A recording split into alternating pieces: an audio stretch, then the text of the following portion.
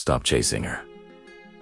Stop texting first. Stop being available every time she calls. Your desperation is killing your attraction.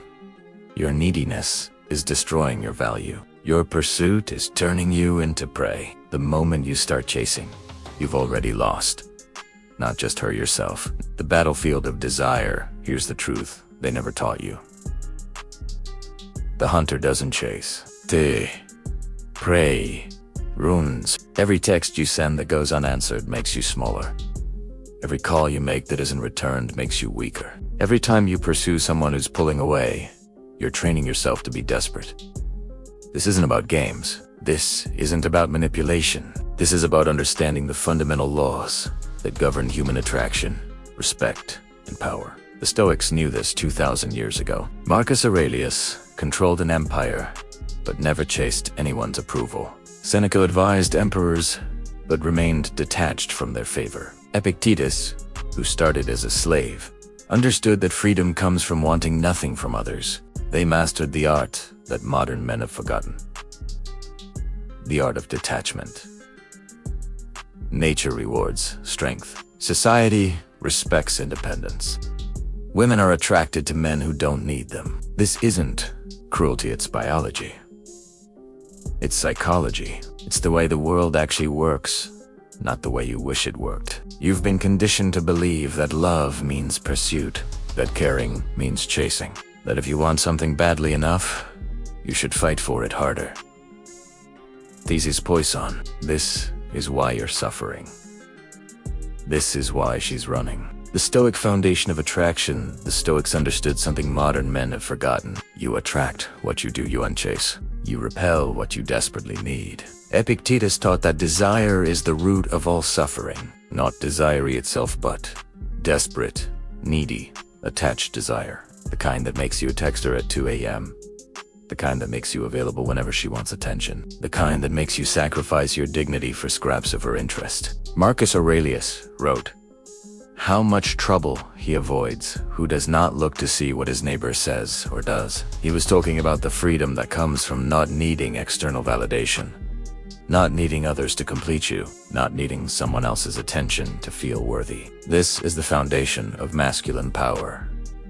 Being complete within yourself. When you chase, you communicate scarcity. You tell her that your options are limited, your value is low, your life is empty without her. This isn't attractive, it's repulsive. When you detach, you communicate abundance. You tell her that your life is full, your options are many. Your happiness doesn't depend on her responses. This creates the very thing you've been trying to force. Genuine interest. The 4 pillars of Stoic detachment. Step 1. Master the discipline of preference. Not attachment. The Stoics made a crucial distinction between preference and attachment. You can prefer something without being attached to it. You can want something without needing it. You can desire something without being controlled by that desire. You can prefer her company without being attached to getting it. You can want her attention without needing it to feel valuable. You can desire her affection without being controlled by whether she gives it. This is the difference between a king and a beggar. The king prefers certain outcomes, but remains powerful regardless. The beggar needs specific results, or he suffers. Right now, you're begging. Every time you chase, you're communicating that your emotional state depends on her response. This gives her all the power and leaves you with none. Flip the script. Want her presence, but be complete without it. Enjoy her attention, but don't require it for happiness. Appreciate her affection, but maintain your strength whether she gives it or not. This isn't about not caring. It's about caring from a position of strength rather than weakness. When you text her, do it because you have something valuable to say, not because you need her to respond. When you ask her out, do it because you're offering her value, not because you need her validation. The energy is completely different. She can feel the difference. Everyone can feel the difference. Step 2. Build an unshakable inner fortress. Your problem isn't her behavior. Your problem is your need for her behavior to be different. You've built your emotional stability on quicksand. Her responses, her moods, her availability. When she's warm, you feel good.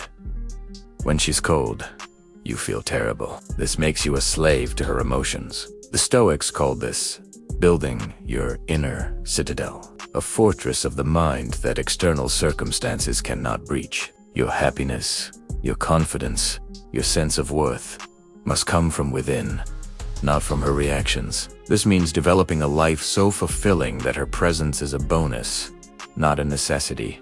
Friends who value you, hobbies that energize you, goals that excite you, work that matters to you. When your life is full without her, she becomes attracted to that fullness. When your life is empty without her, she becomes repelled by that emptiness. Build your fortress. Fill your days with purpose, growth, and achievement. Create a life that's so compelling that you're genuinely busy when she finally texts back. This isn't about pretending to be busy. This is about actually being busy with meaningful pursuits. The most attractive thing about a man isn't his looks or his money, it's his independence. The sense that he's going somewhere important with or without you. That he has standards. That he has options. That he chooses to be with you rather than needs to be with you. Step 3. Practiced strategic indifference to outcomes. This is where most men fail. They do everything right for a few days, then crack under the pressure of not getting immediate results. You stop chasing. She doesn't immediately respond. You practice detachment. She doesn't suddenly become obsessed. You build your fortress. She doesn't storm the gates, begging for your attention. So you panic. You revert to chasing.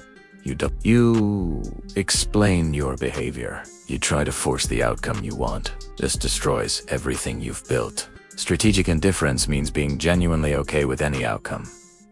If she responds positively, great. If she doesn't, also great. If she comes closer, wonderful. If she pulls away, you're still complete.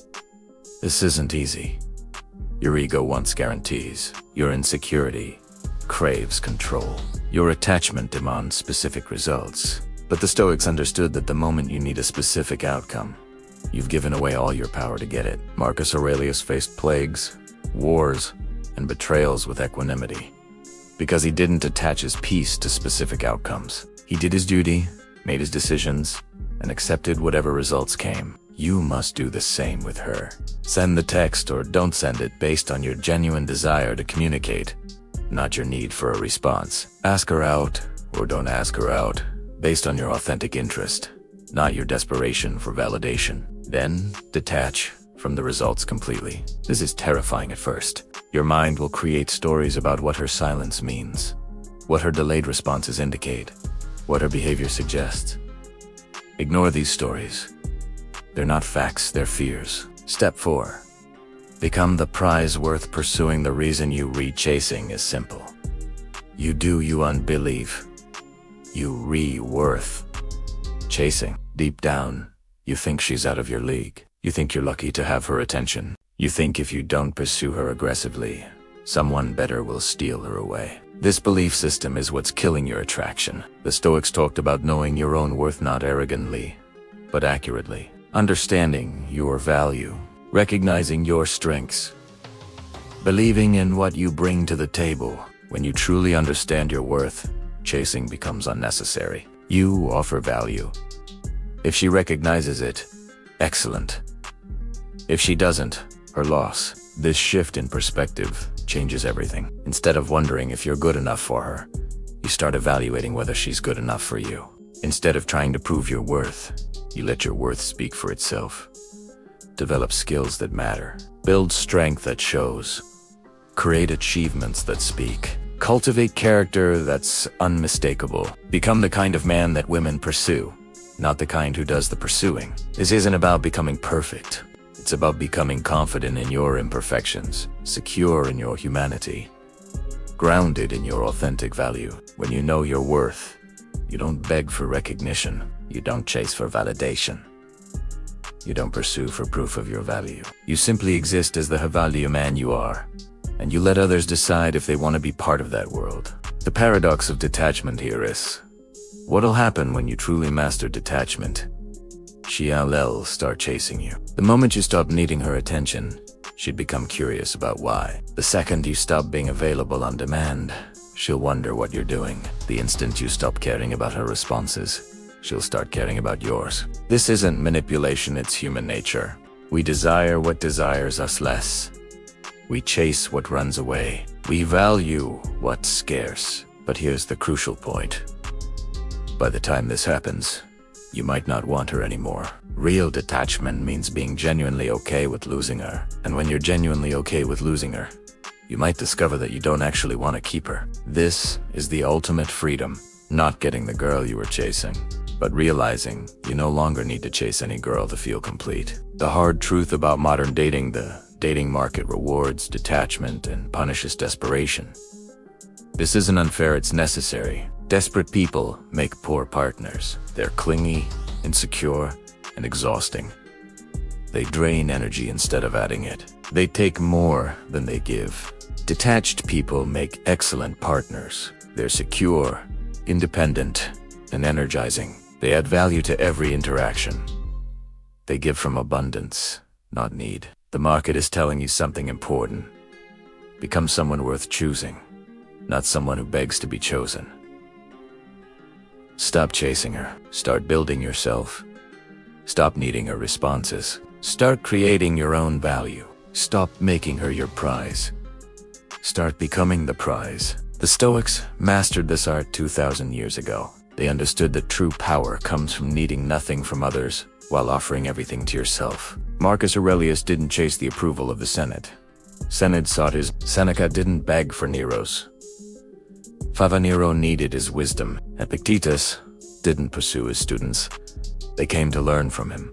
They became magnets, not beggars. Attractions, not pursuers. Prizes, not participants in someone else's game. The woman meant for you won't need to be chased. She'll recognize your value and choose to stay. The woman who requires chasing isn't worth catching. Build your fortress. Master your discipline. Practice your detachment. Hit like if you're ready to stop chasing. Subscribe if you're ready to start attracting. Then close this video and get back to building the life that makes chasing unnecessary. Your freedom depends on it. Your future depends on it. Your self-respect demands it.